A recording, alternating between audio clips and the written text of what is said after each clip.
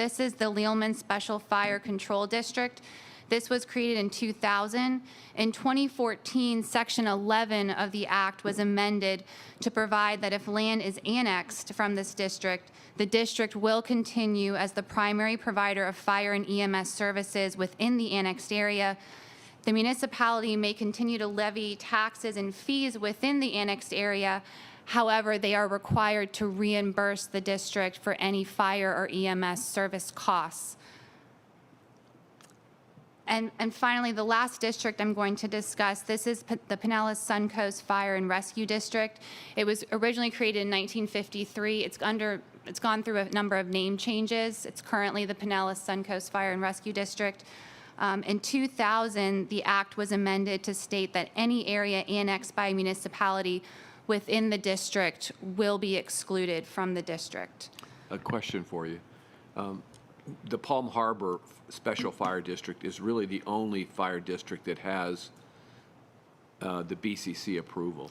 Yes, Of that. that's correct. And so the East Lake Fire District, it includes the East Lake Tarpon community, but it also is larger than that, has no provision at all like this, and it's subject to just regular annexation provisions. That is correct. Okay. Thank you. Go ahead.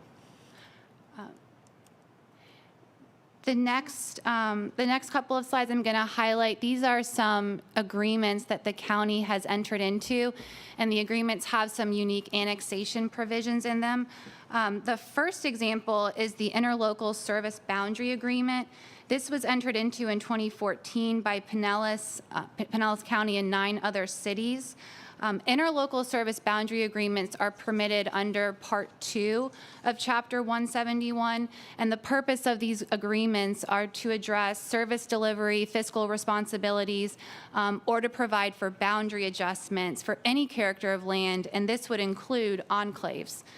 In this instance, the agreement allows for voluntary annexation within the service area for non-contiguous property that's in a Type A enclave. The next agreement, this is a 2000 settlement agreement that was entered into between a number of cities in Pinellas County. This agreement was a resolution to a lawsuit that was challenging certain amendments to the county's charter that were proposed in 2007. Of relevance to annexation, the agreement limits incentives that an annexing city can offer.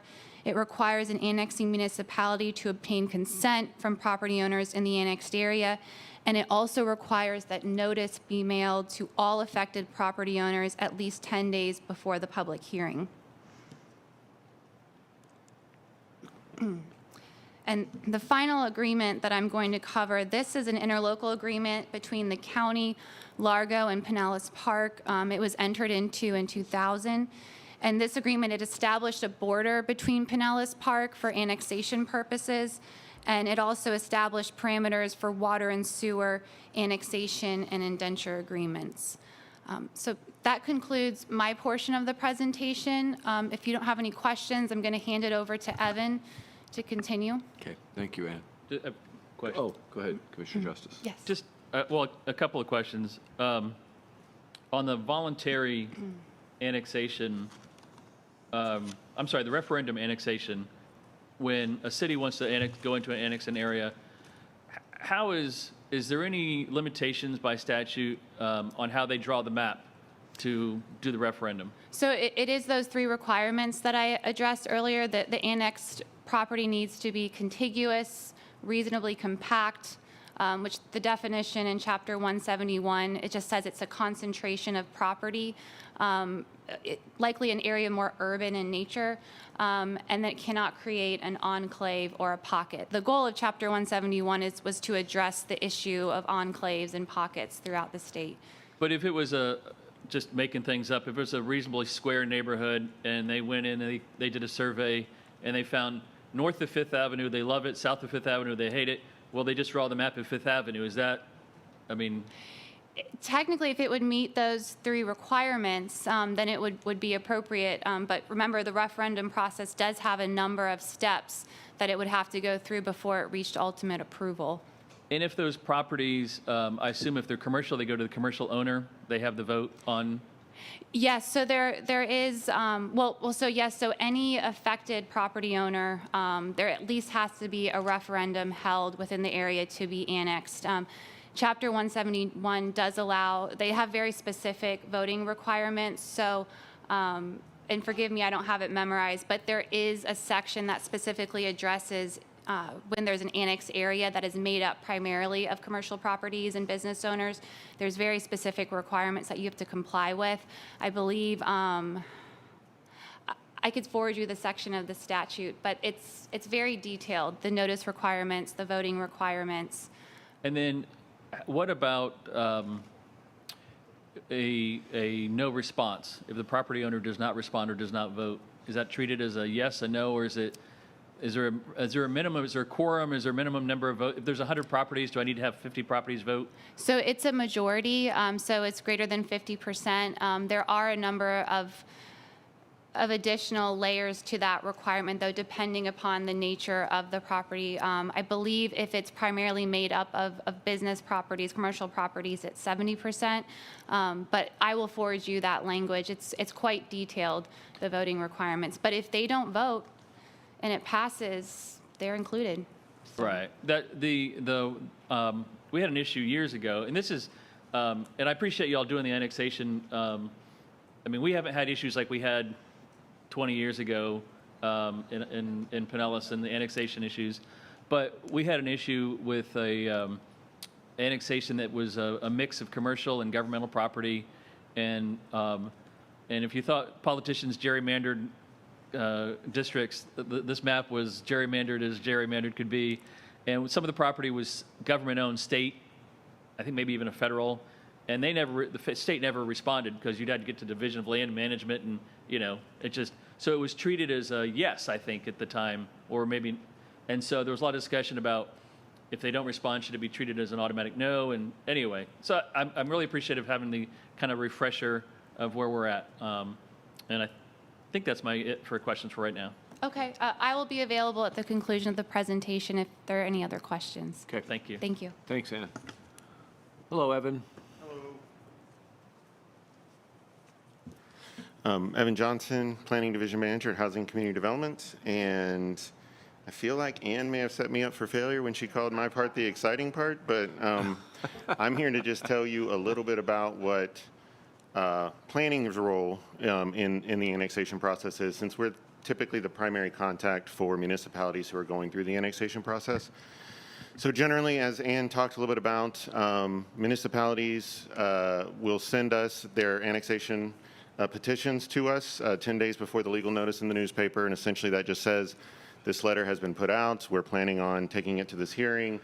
They'll conduct that hearing, and then they're going to send us the ordinance when it's done.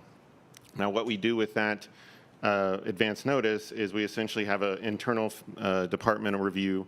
We kind of send it around the horn, if you will, from planning to public works, legal, et cetera. Everybody takes a look, and again, our purview is very limited. We don't have a lot to say. We look and check if it's in an enclave. We look and see if it's in a type A enclave. Or if there are any other questions that might come up, that is our opportunity to do it, raise the question, talk to the municipality about it. Generally, these are very benign and friendly conversations about, okay, this makes sense, or are you sure this line? I think the most common thing I've run into is we have slightly different records as to what the boundary may be in a certain instance, and so we clean those up on a regular basis. So that's our job, is we communicate with them, we bring up any concerns we might have, and then we're going to update the maps. So the county, generally, we have updated boundaries for all of the municipalities based on the annexations. So, and that is updated every probably 2-3 weeks, maybe once a month. So we probably have, if you will, the state of the art of where we're at any given moment. So we don't as a fourth bullet point, go out and become activists and get the community riled up against the request. We leave that to the community to do its own process. Correct. Right. Right. And our job is to kind of facilitate the process. To this point, at least in my experience, I've been here a couple of years. We've only been dealing with the voluntary, not the referendum type annexations. So it's been a very, somebody wants to apply for an annexation, they come through the process, and we move on. We looked at the last 10 years, 2010 to 2020. for the annexations of a total, and it looks, this is just kind of a summary of how many acres have been annexed from the different jurisdictions. About 1,800 acres. I want to say that's somewhere in the neighborhood of about 2% of the total unincorporated area over the last 10 years. So not a huge area, but a significant amount for acreage depending on the city. And these are the primary folks that we continue to deal with on a regular basis, these cities. Yes, sir. The Tarpon Springs annexations, has that been mostly to the east, or has it been enclave-type work, or? I know the one we had recently was about 40 acres. It was like 40 acres, yeah. We have a map. I think most of it's been to the east, like connecting to that, to the 40 acres, but we do have a map. But at the very least, I think at least now, and I think the other 80 acres there happened before we made that change to the land use. countywide Yes, sir. plan land uses. So we were just trying to make it go back to where it was when there was some annexation. Even with Right. that, there was annexation. So Right. when we changed it, it kind of made incentives to let the annexation process go a little bit further. And if it, generally, when the countywide plan was updated several years ago, they removed our half unit per acre Yeah. designation at the countywide level. And so what that did was, the annexation, if properties are being annexed up there, it was kind of it essentially had removed that countywide step from the process. So we did amend the countywide plan last year, I believe, to go ahead and include that half unit per acre designation again. So essentially, if somebody wants to annex, they are more than welcome to go through the voluntary process. But it would require that countywide change as well if they wanted to update the allowable densities. But it wasn't going to be because of an incentive on different Correct. densities that existed. Right. So they can still do it. It's not that we, Absolutely. yeah, And it's okay. essentially, like you said, it's what was before. Yeah. And so we and basically what went was back. being annexed before. Right, exactly. Okay, thank you. And